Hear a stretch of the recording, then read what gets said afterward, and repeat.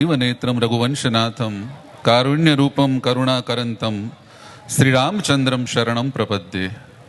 मनोजवं मारुततुल्यवेगं जितेन्द्रियं बुद्धिमतावरिष्ठं वातात्मजं वानरयूथमुख्यं श्रीरामदूतं शरणं प्रपद्ये। गुरुर्ब्रह्मा गुरुर्विष्णु गुरुर्देवो महेश्वरा गुरु साक्षात् परब्रह्म तस्मै श्री गुरुवे नमः।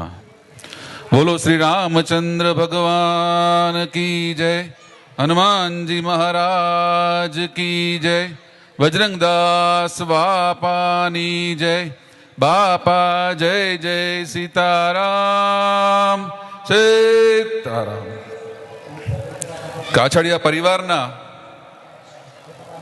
आ स्नेह मिलन प्रसंगे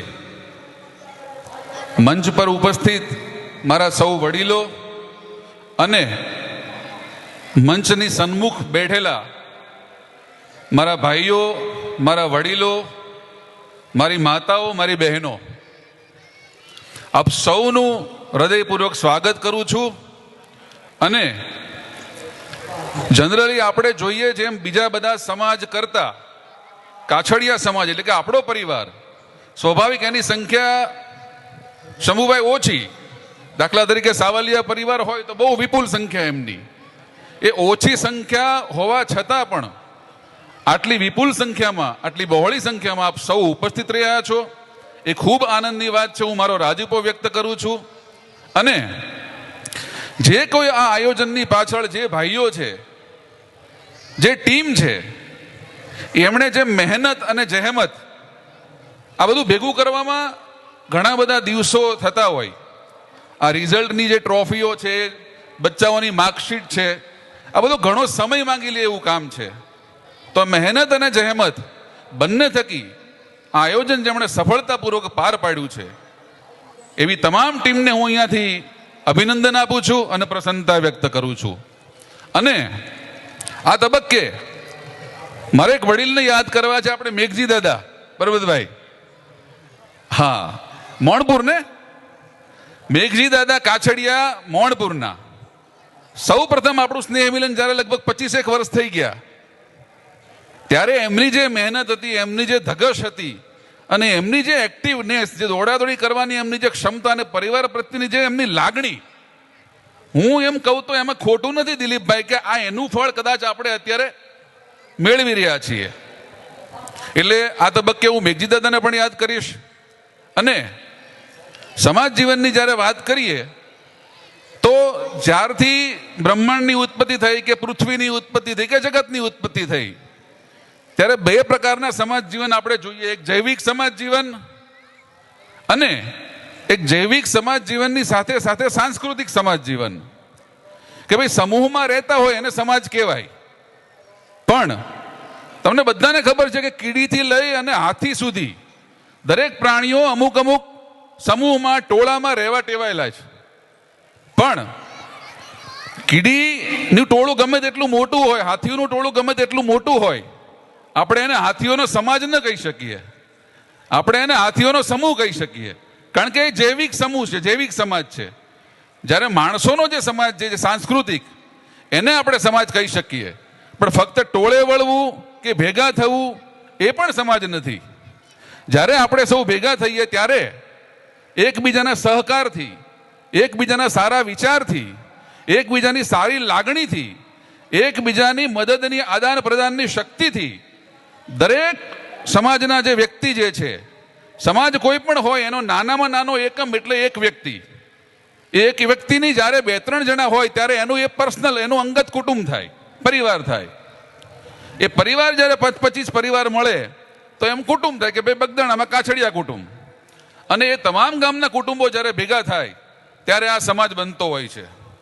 એટલે એકબીજાની સાંસ્કૃતિક વિચારધારાઓની આદાન પ્રદાનથી એક સાંસ્કૃતિક ઘડતરની અંદર બંધાઈને જ્યારે એકમેકનો સામૂહિક વિકાસ કરીએ ને ત્યારે આપણે આ સમાજ કહેવાતા હોઈએ છીએ। અને આ તબક્કે મને દિલીપભાઈ કીધું એટલે મારે 2-3 વાતો ખાસ કરવાની છે કે સામાજિક જીવનના ફાયદાઓ અત્યાર સુધીમાં ઘણા બધાએ આપણને કીધા છે ને આપણે સાંભળ્યા છે ને આપણે સમજ્યા છીએ। પણ એક નવી વાત કદાચ જેના પ્રત્યે આપણું બહુ ધ્યાન નથી હોતું એવી વાત મારે કરવી છે આપણે ભાઈનું નામ શું? અમિતભાઈ. અમિતભાઈ, ઇંગ્લિશમાં એક વર્ડ છે ઇમોશનલ સ્ટાર્વેશન. ઇમોશનલ સ્ટાર્વેશન, અને ગુજરાતીમાં એનો સીધો અનુવાદ કરીએ ને તો ભાવાત્મક ભૂખમરો. આ એક વર્ડ છે, ભાવાત્મક ભૂખમરો કહેવાય. ઇમોશનલ સ્ટાર્વેશન એટલે ભાવાત્મક ભૂખમરો. હવે આ ભાવાત્મક ભૂખમરો એટલે પરિસ્થિતિ એવી હતી, જ્યારે પહેલા સંયુક્ત કુટુંબમાં આપણે રહેતા હતા તો કુટુંબની અંદર જ આપણા મિત્રો હતા. આપણા કાકા આપણી સાથે રહેતા, કાકાના કાકા આપણી સાથે રહેતા. તો ઘણી વખત આપણા પરમ મિત્રો જે હોય એ આપણા કાકાના દીકરો આપણો પરમ મિત્ર હોય, આપણો કઝિન આપણો પરમ મિત્ર બીજો હોય. હવે આ સંયુક્ત કુટુંબની પ્રથા બંધ થઈ અને વિભક્ત કુટુંબની પ્રથા આવી. લોકો મોટા ભાગે અત્યારે કેવું છે કે એક એકલ કુટુંબમાં રહેવા ટેવાયેલા છે. હવે જેમ શરીરને અન્નની જરૂર પડે એમ મનને વિચારોની જરૂર પડે. હવે આ મનને વિચારો, જે સારા વિચારો જે મળવાની જ બધી જગ્યાઓ હતી, આપણું કુટુંબ હતું, એ છૂટું છૂટું થઈ ગયું. તો આ સામાજિક મેળાવડાઓ જે આપણા છે, સમૂહમાં આપણે જે ભેગા થઈએ છીએ, એની સૌથી વધારે જરૂરિયાત અને અસર જો એ હોય તો આ ઇમોશનલ સ્ટાર્વેશન જે છે એમાં હું માનું છું. આજે 5, 25, 500, 2000, 2500 માણસ આપણે ભેગા થયા, આમાં 5 માણસ સાથે મારે મનમેળ હોય. અરવિંદભાઈ છે, અરવિંદભાઈ સાથે મારું મન માનતું હોય, તો એ કેવું છે કે જ્યારે મને કોઈક મુશ્કેલી આવે, પછી એ સામાજિક હોય, આર્થિક હોય, વ્યવહારિક કોઈ પણ જાતની, તો હું અરવિંદભાઈને ફોન કરું કે અરવિંદભાઈ આવું આવું આવું થયું છે કંઈક. એટલે અરવિંદભાઈ મને એવું કહે કે ભાઈ કાંઈ વાંધો નહીં, એમાં મૂંઝાવાનું ન હોય. તો દિલીપ, આ ઘણી વખત આ મૂંઝાવાનું ન હોય આટલા શબ્દો છે ને, આ ઔષધિનું કામ કરે, આ દવાનું કામ કરે સાહેબ. અને બીજી મારે એક વાત ખાસ કરવાની છે કે ભાઈએ કીધું કે સામાજિક સહકાર સિવાયની કોઈ પણ સ્વસ્થ સમાજની બે નિશાની હોય ને તો એક શિક્ષણ અને બીજું કે આરોગ્ય. અને આ બંનેમાં આ જેટલા મારા યુવાન ભાઈઓ બહેનો બેઠા છે એમને ખાસ મારે અપીલ કરવાની છે, અને એમનું ખાસ ઉત્તરદાયિત્વ, જવાબદારી એમની બને છે કે આજે આપણા કુટુંબની અંદર પહેલા તો જે ભાઈઓ બહેનો ભણે છે એમને ખાસ કહું કે તમારી 10મા ધોરણની અને તમારી 12મા ધોરણની માર્કશીટ એ તમારા જીવનની સફળતાની પારાશીશી નથી. આમાં તમારા શિક્ષણની મહેનતને હું ઓછી કરવાનું નથી કહેતો, પણ સંજોગો વશાત ધારો કે ટકાવારી ઓછી આવે છે તો કોઈએ નાસીપાસ થવાની ક્યારેય જરૂર નથી. પરબતભાઈ, અત્યારે એટલા બધા વિકલ્પો છે અભ્યાસક્રમોની અંદર કે 54% વાળો હોય ને દિલીપ, એ અત્યારે 108 માણસોનો સ્ટાફ સાથે ઉદ્યોગ ચલાવે છે. અમિતભાઈ, બરાબર ને? તો માર્કશીટને ક્યારેય જીવનની પારાશીશી નહીં બનાવો. બીજી વાત આરોગ્યની મારે કરવાની છે. તો ભાઈએ એમ કીધું કે ભાઈ સમાજ હોય તો આપણને સહયોગી બને, પણ જેટલા બી યુવાન ભાઈઓ બહેનો બેઠા છે એમને મારી ખાસ નમ્ર વિનંતી કે તમારો જેટલો પરિવાર હોય, 5 ભાઈ બહેનો હોય કે 5 વ્યક્તિનો પરિવાર હોય કે 10 વ્યક્તિનો પરિવાર હોય, અત્યારે સરકારની જે સ્કીમો ચાલે છે એની અંદર તમે તમારા ડોક્યુમેન્ટેશન જો કમ્પ્લીટ રાખશો તો 5, 10, 15 લાખના દવાખાના માટે તમારે ક્યાંય નિરાશ થવાની જરૂર નથી. અરવિંદભાઈ, મારી ઓફિસે ઘણા બધા માણસો એવા આવતા હોય કે ભાઈ જેને સારવારની જરૂર હોય, અને આ બધી સારવારો સારી હોસ્પિટલમાં થાય છે, પણ પ્રશ્ન એ આવે છે કે ડોક્યુમેન્ટેશન ક્લિયર નથી હોતા.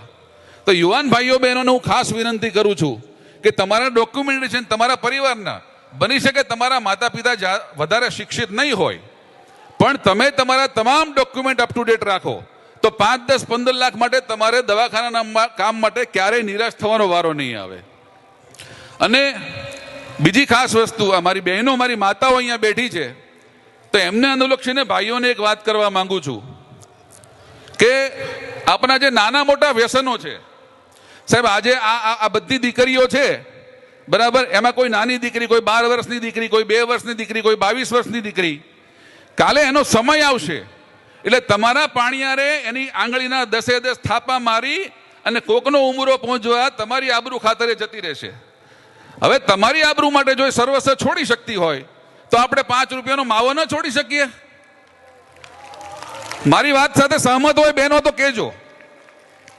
માવો, તમાકુ, જે કઈ, હું એમ નથી કહેતો કે વ્યસન કરે છે એ ખરાબ છે, પણ તમારા પંડ માટે આ સારું નથી સાહેબ. અને આજને આજ છોડી દેવું એવું પણ નથી.